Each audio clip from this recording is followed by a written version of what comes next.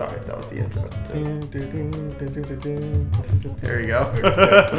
Hey, we're talking about The Mandalorian today. What's up? We know we did like a 1 through 3 episode, but which is good. I like that. That's good. We did. But Holidays hit, and I lost footage to our 4, 5, and 6 review. So we're doing a entire season 1 review.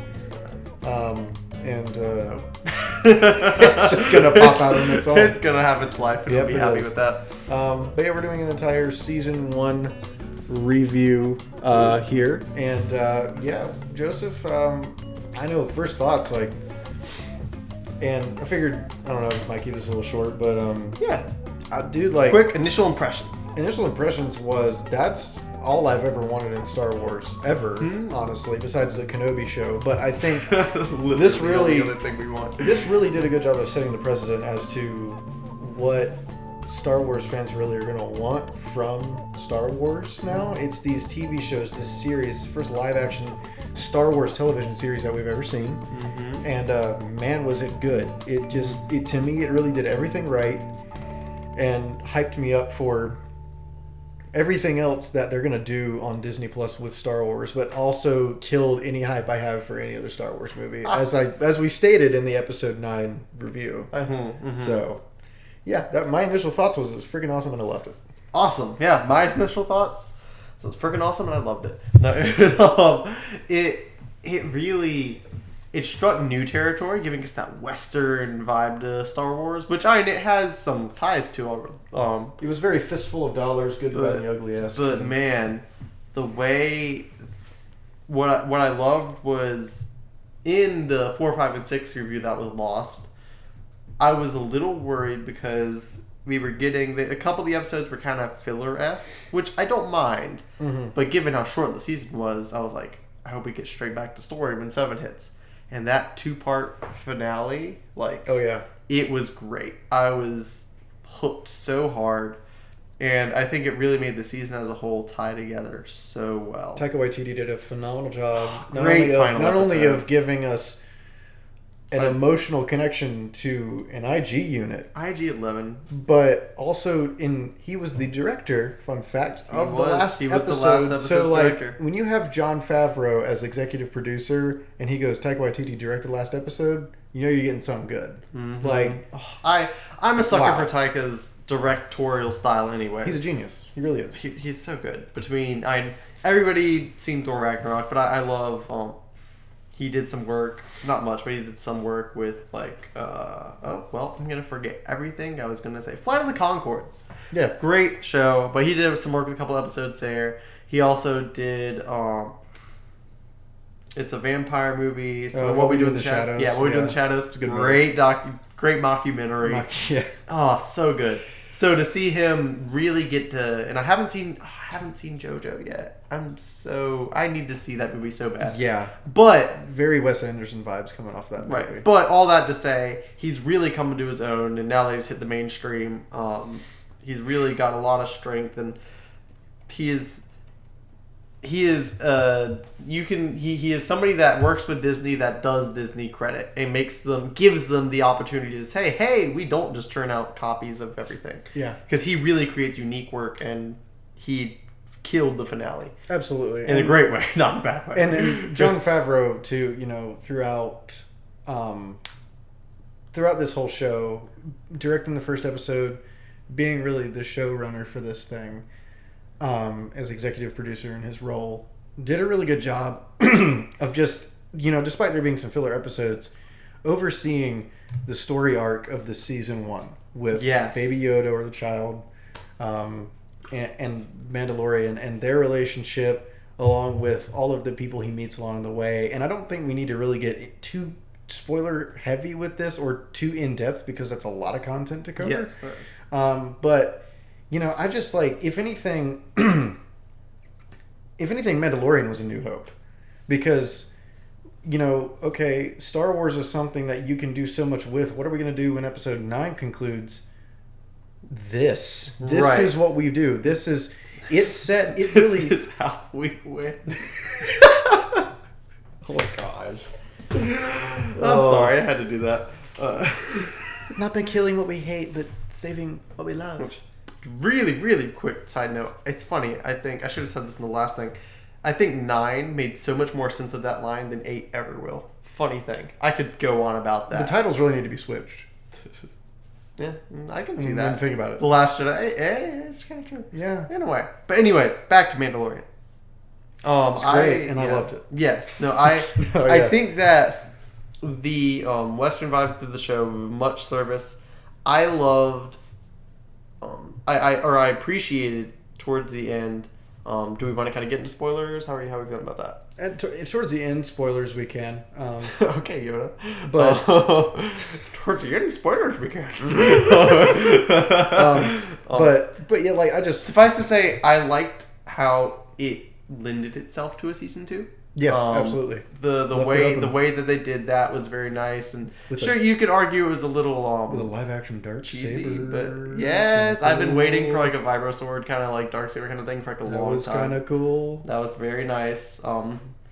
But I liked how they did all that.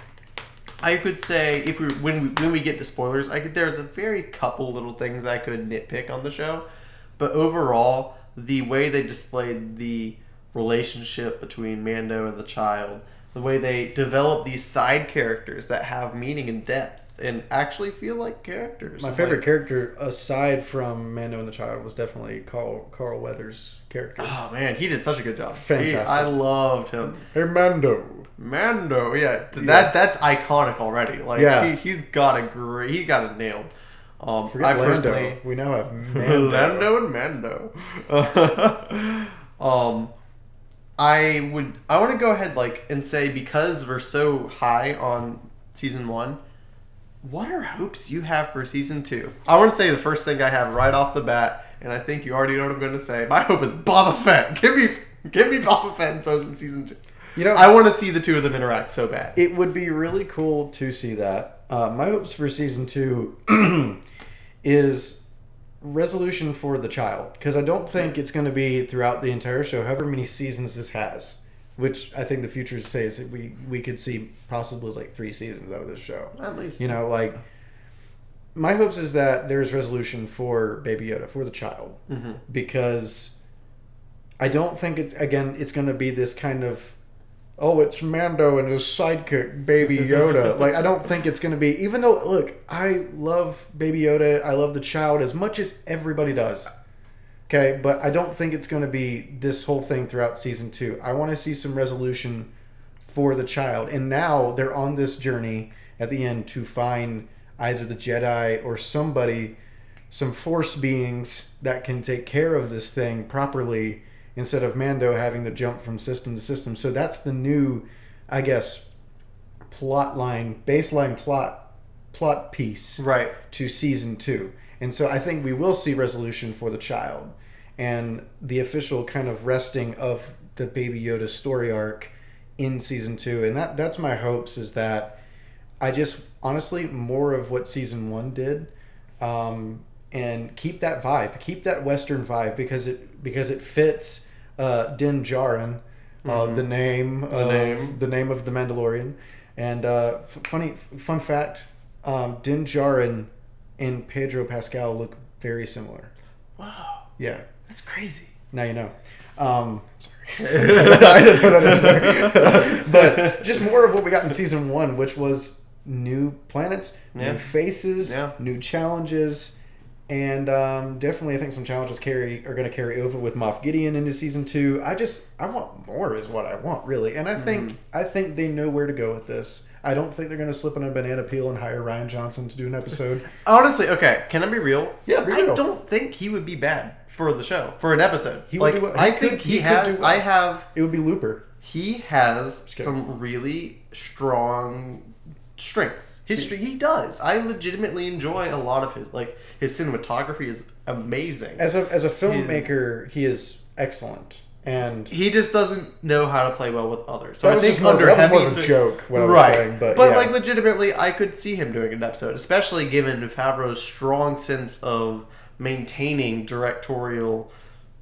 not directorial power, but story power over the entire thing. It'd be hard to go on such a tangent like episode 8. Exactly. A show where Jon Favreau has got stuff on lock. Exactly. And you've already had material made by Taika Waititi. I think that Ryan is best suited either in a situation like that where he has stronger supervision by a competent person. Yeah. Or doing his own thing entirely. Like, I would be fine if he got a trilogy of Star Wars movies because it'd be all his characters. He can do whatever he wants with them.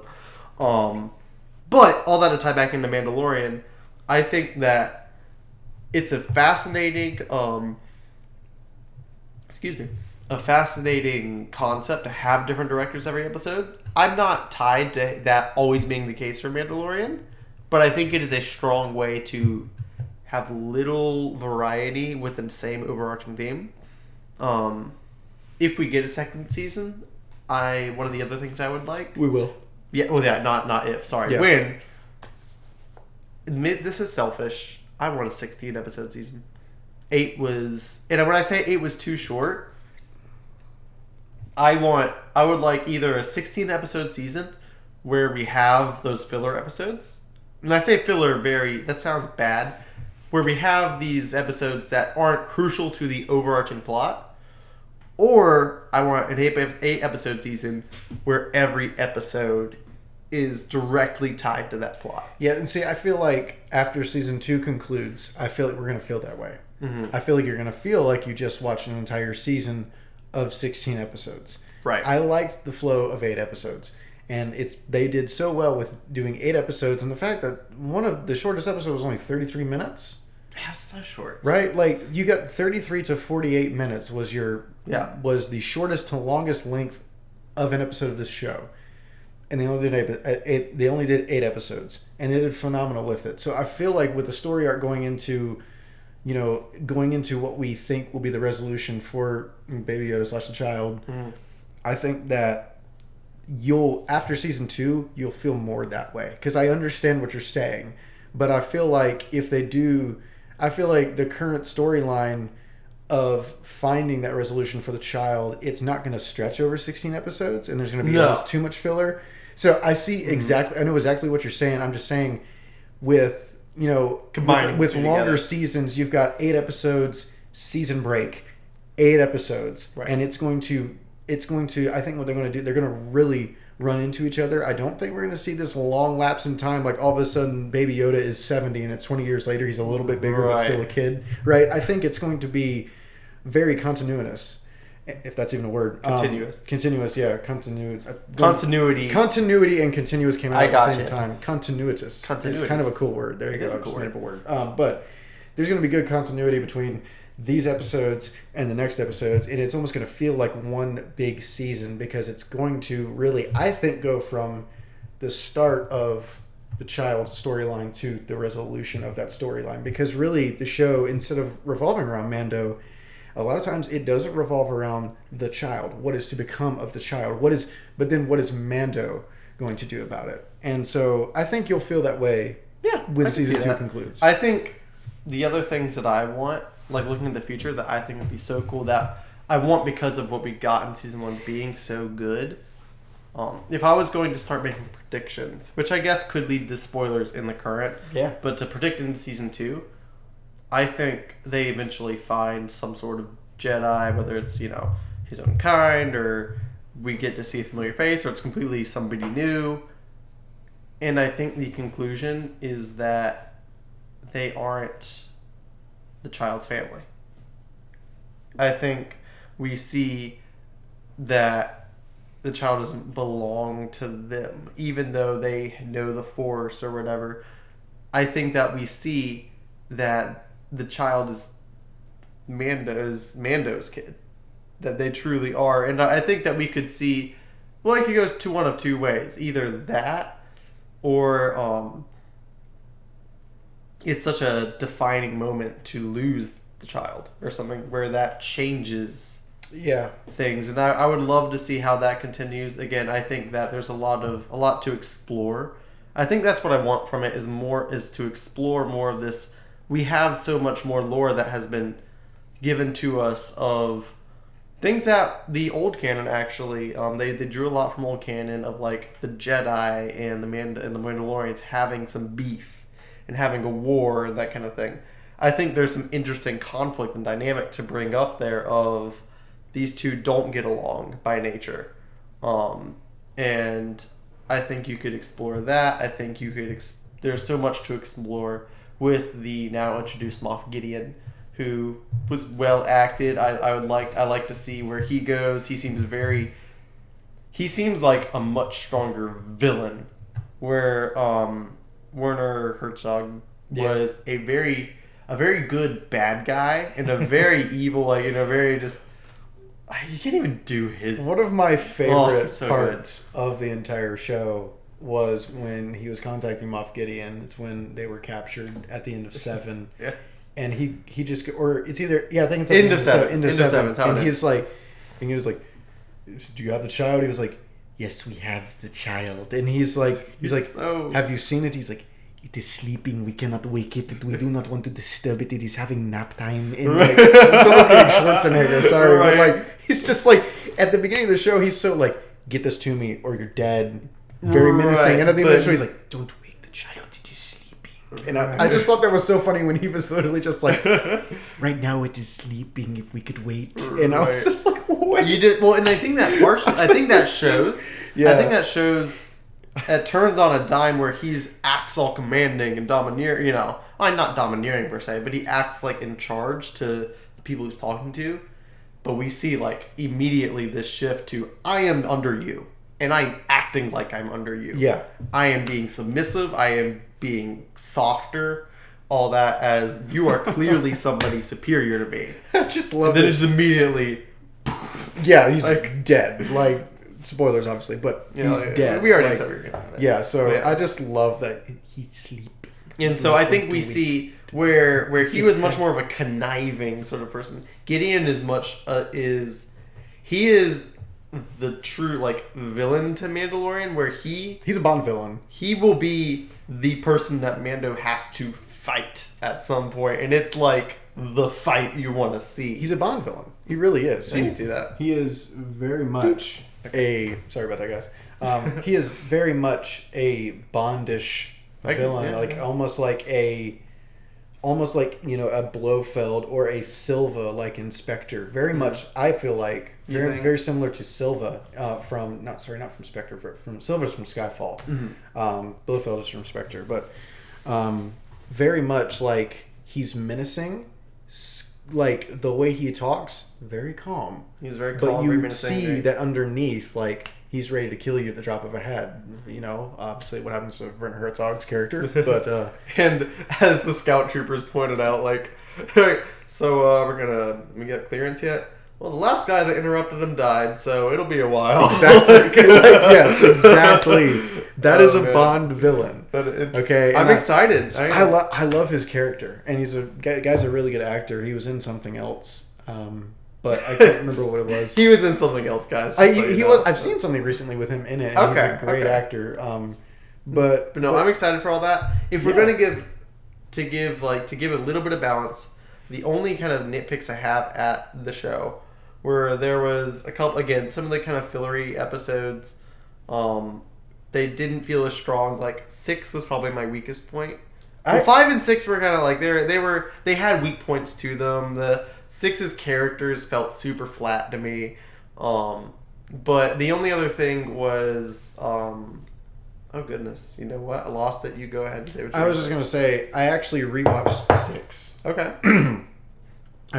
My voice went out. I rewatched 6 with my parents because they got into it. Oh, nice. And I actually liked it better. You liked it better? The second time. The character's very one-dimensional and stereotypic, but we get some of the coolest... We do get amazing scenes. Some of the coolest scenes and some of the coolest, like, Mando crap. Yes, I do 6. Agree. Him really, like, trapping them and just, like, trapping them down. Amazing. Like, the more I go back and watch, I went back and watched 5 and 6 again with my parents. Yeah, 5 was the one I was probably weakest on. 5 is my weakest point, and it's okay. Again, I like every episode, but it's just kind of okay. Going back and watching 6, which originally I thought was my weakest episode for me. Going back and watching 6, I like it a lot better. Yeah. And 5 I like a lot less each time I watch it. It's weird. And I think the thing with 6 is that it has weakness, but it has the moments, which is what matters. The positives matter more than the negatives. Yes, absolutely. 5 has some weak points, and it doesn't have much to go past it. It has Ming-Na, which is awesome, but they didn't use her as much as they could. It has a very solid plateau. Right. And it doesn't really 6 do has much a little bit there. more of this. Yes. It's a little bit more heartbeat. So that was something funny that I thought, like going back and watching these episodes, because I want to go back and watch the whole season again to get some second opinions. Obviously, sometime before the second season comes out. I have until fall of this year, so I got enough time. Yeah. But just to see what else I think about it. And because, again, I think you can rewatch some episodes and really appreciate them more and more. Like episode 4, like I'll love each and every time I see it. That's the ATST, right? Yes. That's probably definitely one of my favorites, if not my favorite. Yeah. So there's the whole show, again, what it does is it has these ups and downs, but there's so many ups that there's so many things that they do right. It's hard to nitpick this show. You can nitpick it, but at the end of the day, you're still going, but it was so freaking amazing. Yeah, no. And I think that reminded me, the only other nitpick I have, and it's something that I would have been fine with in a different context, was that we saw Mando's face. And I don't mind that we saw Mando's face. I mind that it felt like we broke it. To me, maybe this is weird and meta, it felt like we broke the code without getting away with breaking the code. And see, not that IG, like, I would have been great that IG-11 lifted his helmet, took care of him, whatever. I like that as a story element. Like, hey, he doesn't. It would have been a cool shot of Mando's viewpoint, having the helmet pulled off, looking at IG-11 fixing him, and then the helmet going back on, and a cut back to the helmeted face of Mando. I feel like it would, to me... Hit me up, Jon Favreau. That's right. To me, it felt like we should not get to see his face until another person gets to see his face. Yeah. And I'm fine with seeing his face. It just feels like that it lost some of the weight to what we could have had in the future. And I'm fine with like how he looked, how he sounded, Pedro's Pedro, that's fine. It was more just what could have been with a moment of like, oh, we're finally seeing his face. This has meaning and weight to it. Whereas here it was like, yeah we knew you wanted to see his face. Yeah, so it's weird. I look at that from a different standpoint. Okay. I almost looked at it from Mando's standpoint. Right. Because he didn't technically break that No, code. He didn't. And that's like, I'm great with that. I don't mind the story element at all. So looking at that from Mando's eyes of, no living being is supposed to see my face. Right. And he was like, IG-11's like, I'm not a living being. I am not a living thing. I am not a living thing. And so he was like, oh, okay, that makes sense. And so I was just like, you got logic, boy. I didn't like it. They took it off. It is Pedro Pascal.